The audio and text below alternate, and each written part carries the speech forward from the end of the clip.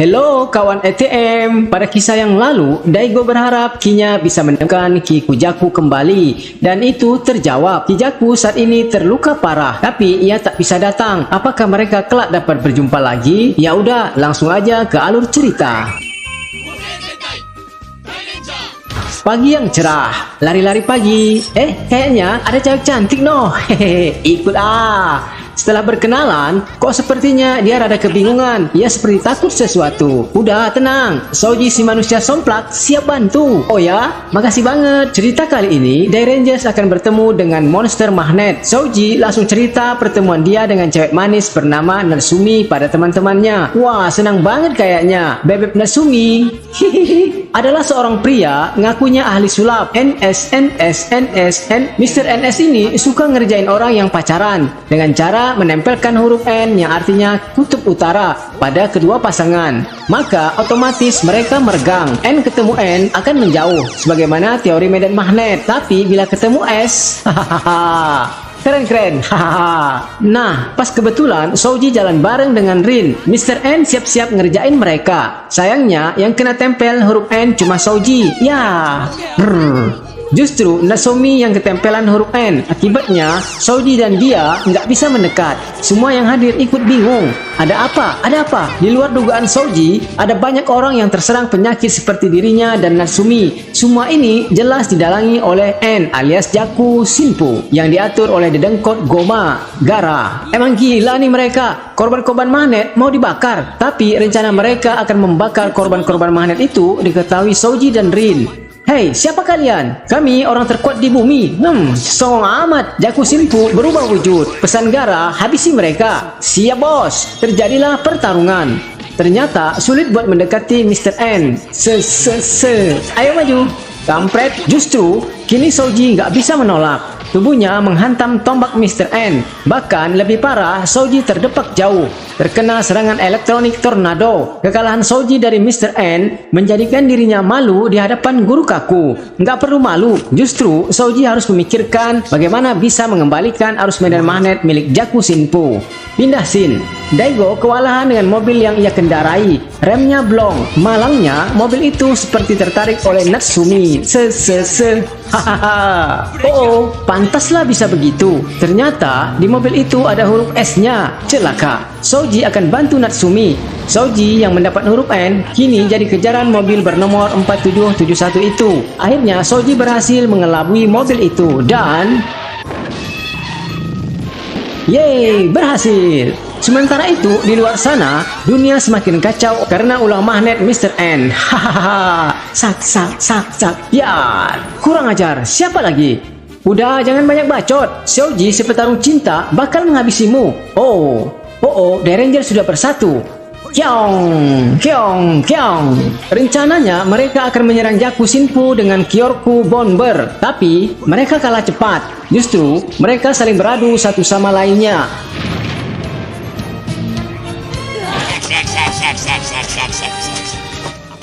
Tiba-tiba Souji ingat pesan guru kaku. Cara mengalahkannya dengan membalikkan kekuatan Mr. NS sendiri. Maka dengan kekuatan linear can, yakni kekuatan magnet yang dimiliki 5 prajurit, berhasil menerbangkan Mr. NS. Piat! Otomatis magnet-magnet yang menempel pun buyar. Ternyata Mr. NS belum kalah. Dia menjadi raksasa. Kalau begitu, tim Dairangers harus bersatu, membentuk Dairen-O. Mr. NS pun lenyap dengan janji nggak bakal lupain Dairangers. Dan Souji, gimana dengan Natsumi? Apa bakal janjian? Oh no, ternyata ia dulu seperti takut itu karena naksir seseorang. Cuma bingung mesti ngomong gimana. Apes. Lucy terlalu ngarep. Ya udah, kita lihat dulu kejadian di seberang. Ada kisah unik terjadi di sebuah usaha tahu. Oh ya, di negeri Jepang ada yang namanya hari spesial tahu. Kazu tahu. Ini pasti olah seorang badut. Terbukti, ia sakti banget kala itu. Hampir saja pendemo ketabrak mobil. Lantas, Kazu mengejarnya. Ketahuan kan, memang dia sumbernya. Ia mengaku Toku Sennin. Terjadi sedikit pertarungan. Tapi, nggak lama, ia lupa mematikan kompor pemasak tahunya. Pak Tosu cerita, kenapa ia jadi begini. Sewaktu ia mengejar pelempar kaca di tokonya, tiba-tiba ia dikelilingi banyak penjual tahu. Setelah beberapa saat ia merasa pusing dan mabok. Waduh, Machiko kecil enggak terima. Ia pun mencari si pembuat onar. Kemudian bertemu dengan geng tahu itu. Tapi apalah daya bocah 7 tahun. Dia dikepung geng tahu. Bersyukur Kazu datang. Cia! Ayo lari. Bersyukur lagi 2 Rangers datang. Tapi mereka bertemu Topu Senin. Mereka lalu dihujani dengan sake. Mandi sake deh. Aku mabok. Hehehe, rasain mabok lu. Hehehe. Kejadian ini bikin guru Kaku kesel oleh sebab monster Goma dibiarkan lolos. Coba kalau mereka bisa menjaga hatinya, nggak sampai kebuka. Kejadiannya nggak begini. Kazu bertekad akan mencarinya. Meski ia memakai silat jurus mabok juga, ia akan pakai jurus kilin aja. Topu Senin diketemukan lagi pesta sake dalam lubang pipa. Mau pakai jurus kilin ya? Hehehe. Udah, kita tanding minum aja. Oh. Kaju nggak mau, tapi no, lihat di atas. Hah? Parahnya lagi, tahu Goma siap menimpanya. Hehe, gimana? Tahu kalian lembek. Kalau tahu Goma nggak habis dimakan setahun. Hehe, biar. Waduh, gimana nih? Kazu sepertinya nggak ada jalan lain. Ia pun menerima tantangan Topu. Minum sake. Topu telah menyelesaikan tugasnya. Kini giliran Kazu. Tenang aja. Hah? Bau amat. Air selokan aja nggak gini-gini amat. Akhirnya air sake itu ludes juga. Hah? Hahaha, mabok deh lu. Topu bersiap mengakhiri pertarungan. Namun keajaiban muncul. Kazu sepertinya nggak apa-apa. Malah ia bisa menangkap pisau Topu. Hah? Dan Dan anehnya lagi, anak buah Topu saling baku hantam. Bahkan ia sendiri dibantai. Loh, kenapa begini? Oh, rupa-rupanya air sake tadi telah ditukar dengan air putih oleh Soji dan Daigo. Kalau begitu, Michiko mati. Serta tahu Goma jatuh menimpanya. Ya ampun, selamatkah dia? Ya, lagi-lagi Ranger Pink dan Merah datang membantu. Makanya Michiko selamat. Kini tinggal membereskan Topu Sake, si tahu mabok. Ya.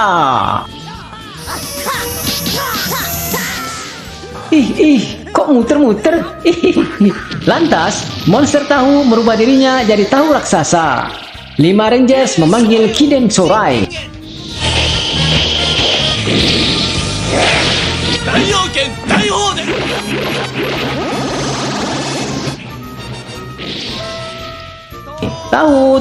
Tahu Magnus. Beralsin, hari itu petugas bank bersiap memasukin uang ke mesin ATM. Lalu tiba-tiba saja salah seorang pengaman seperti kerasukan roh jahat. Ia mengamuk dan merampas uang sekarung. Kemudian membagi-bagikan uang tersebut. Wow, Soji yang lagi bokek senang banget ketiban uang begini. Hei, apa yang kau lakukan? Ambil uang lah, bego.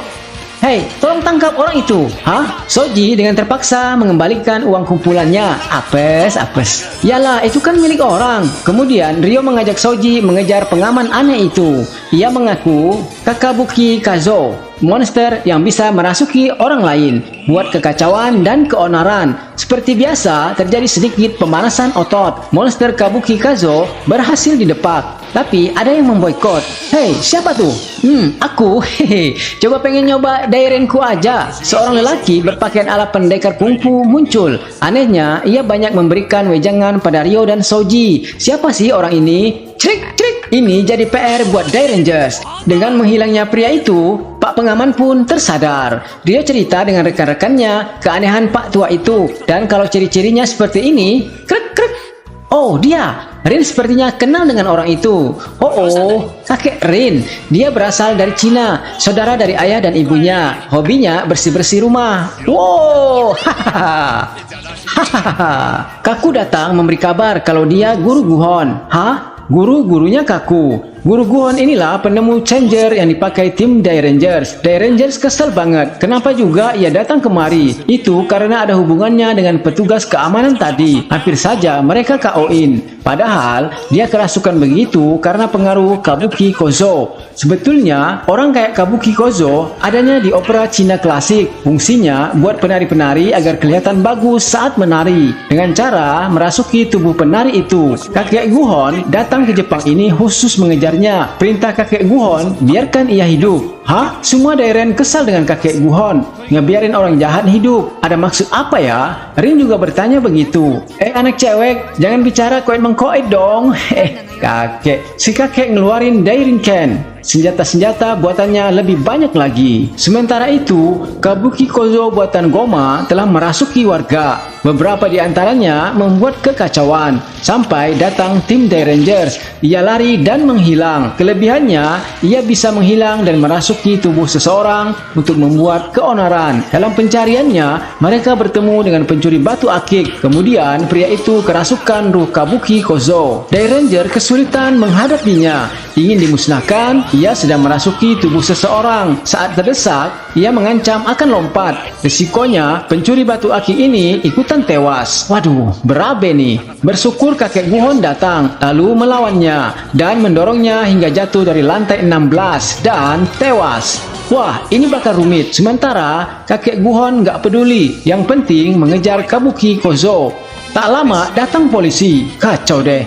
Kakek. Pak polisi bilang orang ini tadi sudah kena tembak saat melarikan diri. Itu artinya mereka tidak membunuh pria ini. Oh, syukur dah. Kakek Guhon kata Kabuki Kozo di Cina suka menculik seseorang lalu disimpan. Makanya nggak bakal koit. Rin tanya, siapa yang diculik? Malah ketawa. Kayak Mbak Kunti aja. Sebab yang diculik itu tunangannya. Hah? Umurnya 20. Rin ngamuk sebab kakeknya ini seperti nggak ingat umur. Iya benar, dia itu penulis cerita opera Cina dan ia suka padanya apa adanya. Oh, pantasan kakek Guhon mengejar Kabuki hingga ke sini. Bebek Soku. Hahaha. Ketahuan kalau Kabuki ini juga mencintai Sokyu. Goma nggak suka. Mereka minta Sokyu dikeluarin, tapi ia nggak mau ceweknya disakitin. Oh, ngelawan ya? Nih. Saran Sadam, kalau nggak mau ceweknya tersakiti, habisin tuh Guhon. Kalau berhasil, kawinin deh cewek lu tuh. Alasan Kabuki Kozo menculik Sokyu adalah ia iri sebab Sokyu lebih memilih kakek-kakek ketimbang dirinya. Tekadnya semakin kuat untuk mengkoitkan Guhon. Ia mengajak Kek Guhon duel di suatu tempat. Oke. Tiba di sana, ternyata ada Sokyu. Wah, senangnya. Tapi awas, ternyata itu hanya jebakan dan seorang atlet tinju yang diculik dijadikan media buat ngelawan Guhon. Sokyu senang banget. Beb Guhon berhasil mengalahkan si petinju. Lalu Kabuki kabur. Banyak atlet lain lagi yang dimanfaatkan sama Kabuki, tapi semua kalah. Ia pun kabur lagi. Kemudian muncul sebagai Kabuki robot. Wah, ini kayaknya jadi pertarungan sesungguhnya buat Kek Guhon. Bebek, hati-hati. Aduh, pinggangku. Di saat kritis, senjata Dairin Ken menghantam Kabuki robot. Kek Guhon senang Rin datang ngebantunya. Senangnya jadi double karena Sokyu juga terbebaskan. Melihat hal itu, Kabuki robot sakit hati berat. Inilah saatnya Dai Rangers bisa menghabisi Kabuki. Sebab nggak ada sesiapa lagi yang disanderanya. Boom! Goma rupa-rupanya mengincar pedang yang ada bersama Sokyu. Lantas mereka mencegat Kek Guhon dan Sokyu. Dai Rangers datang membantu, tapi mereka kewalahan berhadapan dengan Goma. Kek Guhon sarankan gunakan Dairen aja. Oke, senjata itu berhasil bikin Goma kabur. Dan terakhir tinggal membereskan Kabuki Kozo. Saiko.